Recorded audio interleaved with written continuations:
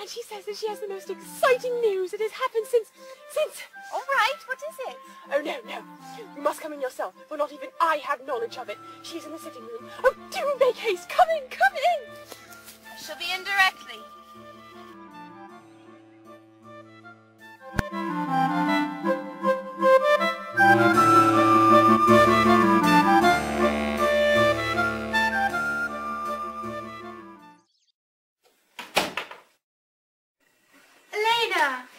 Charlotte!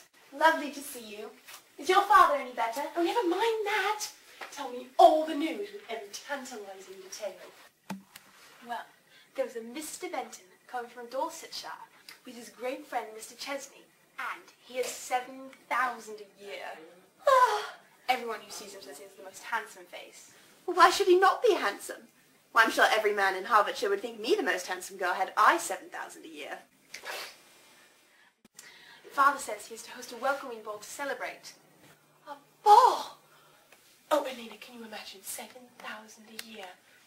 And not just an evening assembly, mind. An elegant ball with music and dancing.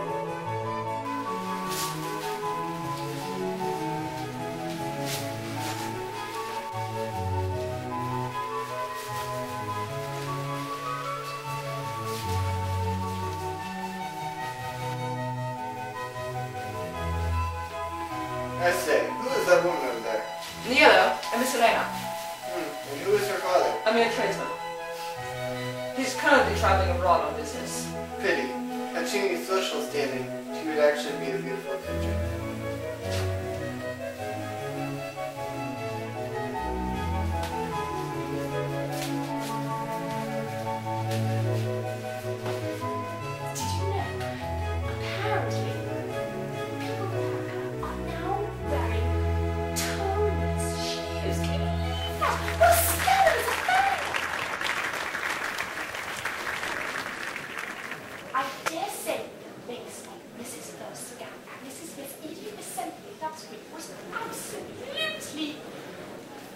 Harriet, Elena, may I introduce Mr. Taylor?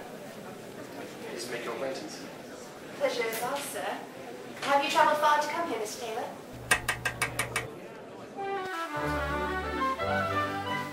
I say, Benton, this is a smashing ball, what? Glad someone's enjoying themselves. Shouldn't you be off eating something somewhere? Indeed, we've had a devil of a time finding something. Look at her shoes. I like that style.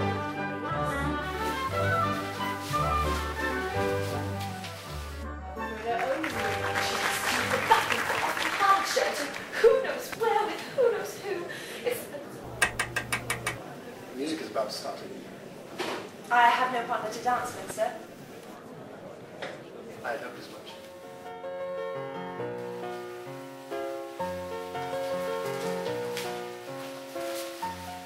I gather you are not accustomed to such small ballrooms, Mr. Taylor.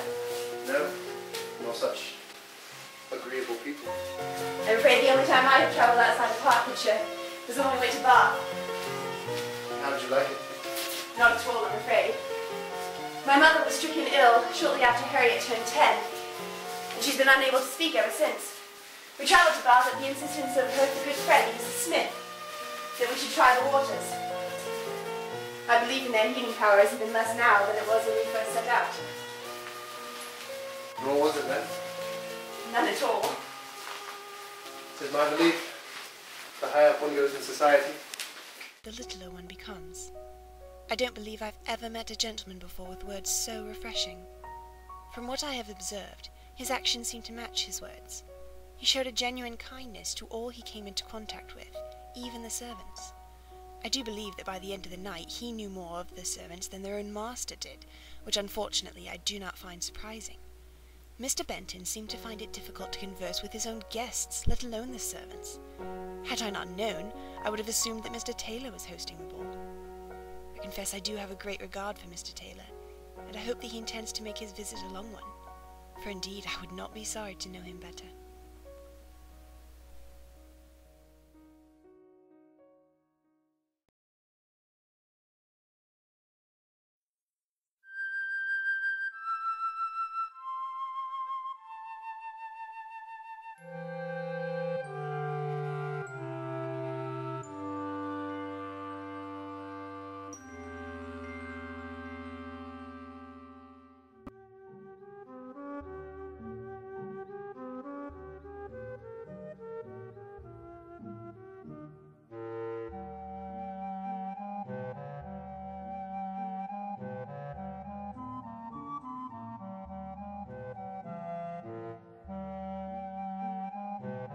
Elena! Mr. Taylor's here! Mr. Taylor? Yes, yes, and he's brought some man with him. Goodness knows who.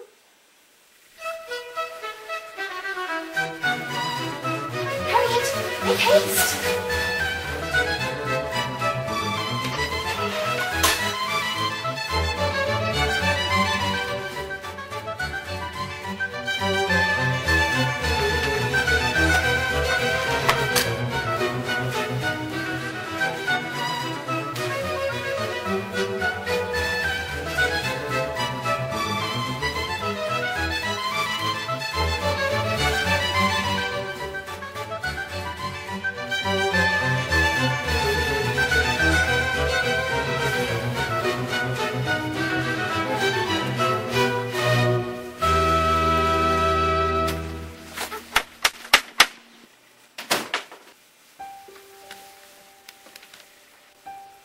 Mr. Taylor and Mr. Chesney, ma'am.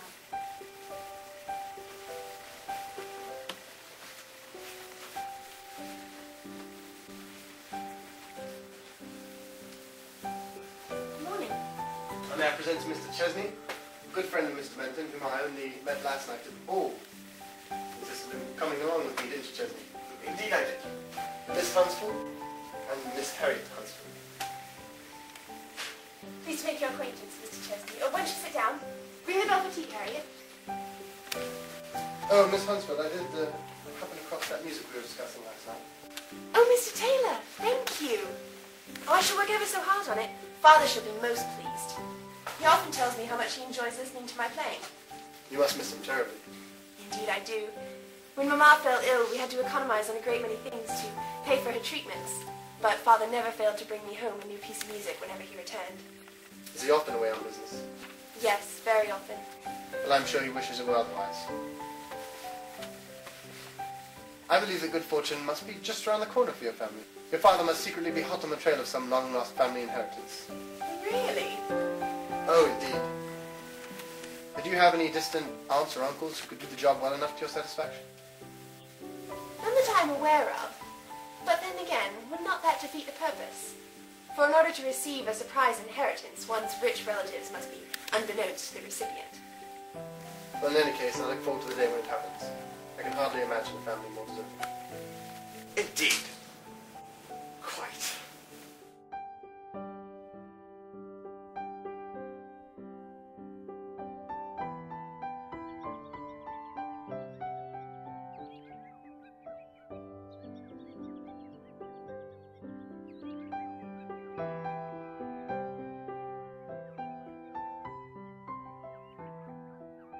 Oh, Mama, I do so like him. I wish for your good counsel now. Miss our talks.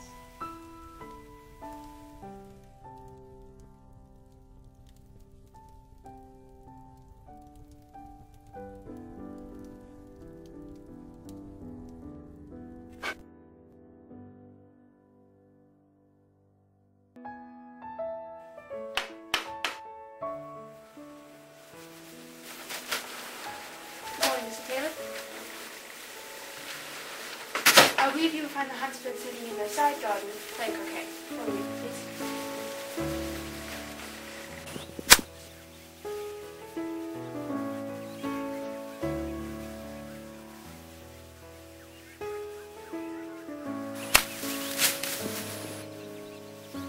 There, Mr. Benson. What do you have to say about that? I dare say I've exceeded your expectations.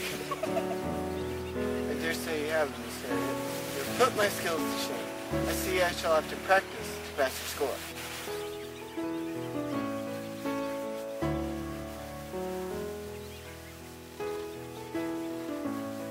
Mrs. Huntsman, Miss Huntsman. Your sister seems quite the croquet player. Indeed. She may not read as often as Mamma and I would like, but I will concede that she is talented in some areas.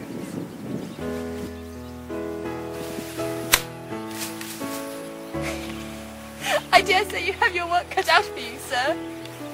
I'm perfectly willing to submit myself to your teaching, if it will get me to the level of skill that you possess, of which I am so envious.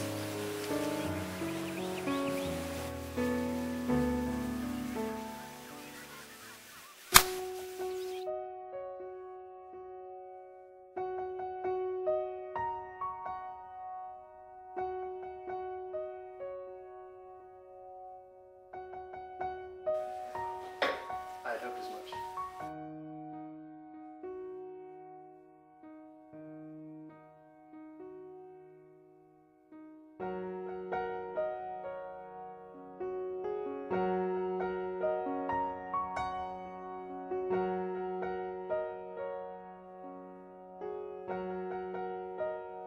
I can hardly imagine a family more deserving.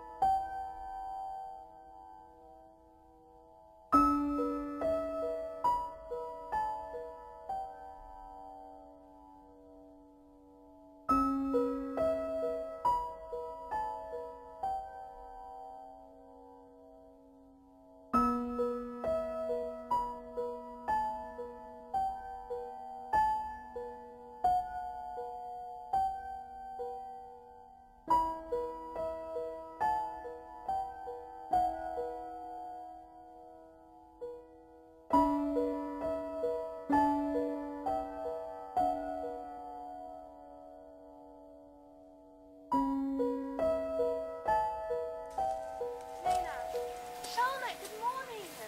I hoped you would come today. There is much that I want to speak with you about.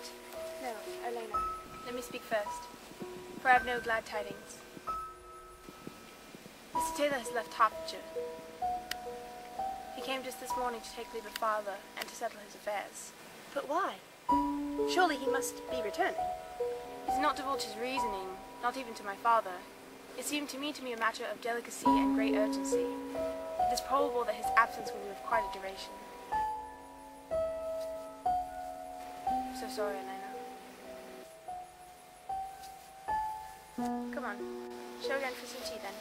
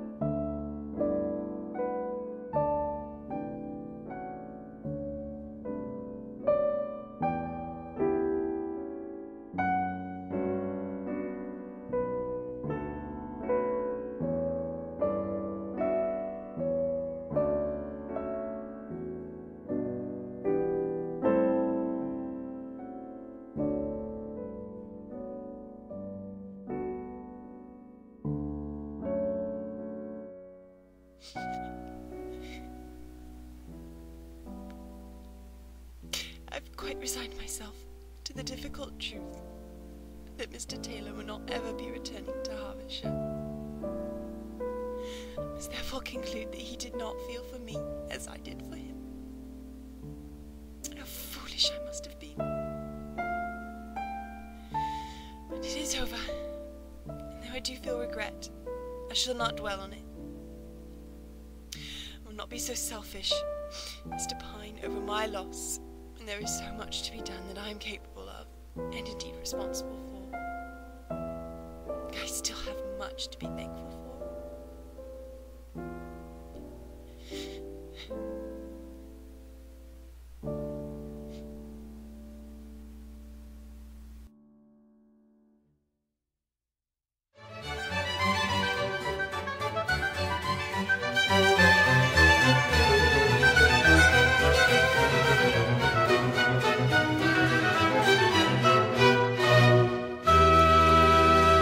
Oh, girls, here's the to-do!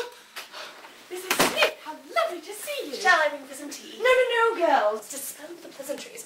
I have news of the most alarming nature, but I should scarcely believe myself if I had not heard it from the most reliable source, who shows me that her source was also quite reliable. May I have a seat? Oh, thank you. Mrs. Smith, what is this alarming news? Well, you see, it has to do with your good friend, Mr. Taylor, and that scoundrel, Mr. Benton. Scoundrel? Surely you must be mistaken. Why, he is the most agreeable man I've ever met. Well, I dare say you will not find him so when you hear what it is I have to say. Not a day goes by in town without me hearing of some new scandalous account of that Mr. Benton. Though I must say I do feel for you, poor girl, and you're not the only one to have been fooled by his charade. It turns out that Mr. Benton married his late wife only for money, and when she died, he took immediate possession of all her funds and used them very ill indeed. He is a very proud, haughty man, and nothing but the very finest would satisfy his taste, whatever the cost. But he appeared to be so secure in his position. Well, I suppose that spending money one does not have is a talent that only few can perform well. As each day went by, he fell deeper and deeper into debt. Fool that he is, even he realized he could not go on like this forever. Which is precisely when he began to make advances on you, dear girl. You see, he needed a rich wife to pay off all of his debts. But he most certainly was aware of how very poor we are. Whatever would give him the idea that Harriet could help him? Well, you see, apparently, his very great friend, Mr. Chesney, had the notion that you all had some great inheritance coming to you, and that you would all end up rich as Croesus. Idiot that he is, he went and told this whole story to Mr. Benton, who believed every single word, and immediately sent out to go win your heart, dear Harriet.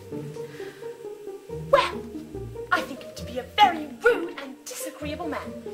I'm glad I beat him at croquet. I could not agree with you more, my dear. He most certainly deserved to be beaten, though I fear that Mr. Taylor has already taken care of that. Mr. Taylor?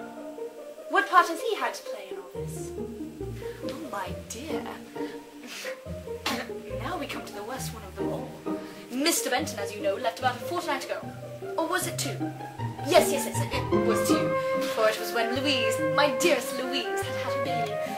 Anyway, now, since it was clear that you did not have any inheritance then, Mr. Benton realized that he needed to acquire funds in some other way. So he set off to London to find himself a rich wife. Despicable. Quite so, my dear.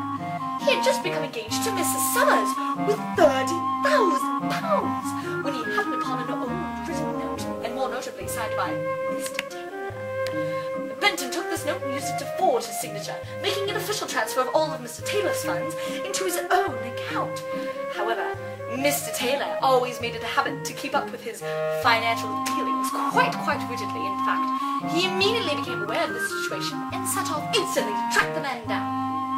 That's why you have so, girls, he has been in London all of this time, but his labours have not been in vain. For at this very moment, Mr. Benton is wallowing away in a cold cell, and Mr. Taylor is even now on his way back to Hertfordshire.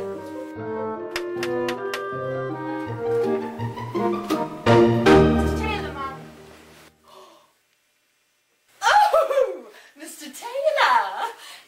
Hello there, sir. Oh, we welcome you back to Hertfordshire most joyfully. It has been such a great scandal, and the whole town has been talking about it. We're almost awfully deceived by that scoundrel, Mr. Benton, but we are oh so thankful to you for ridding us of the scoundrel. Thank you, madam. Thank you. Oh my goodness! Mr. Taylor, follow me, I'll show you to her bedchambers. Harriet, dear, bring me my smelling salts. Oh, what will Miss Young have to say about this? Oh my, oh me! Oh my goodness! Right here, sir. Oh my, oh dear. How can I ever begin to thank you, Mr. Taylor? Oh, not at all. It is my pleasure. Though I believe I should leave you now. Oh my, oh dear, oh goodness me. Well, Miss Young. Oh, dear Heavenly Father, please pray. Oh Lord, please help. Oh my, oh.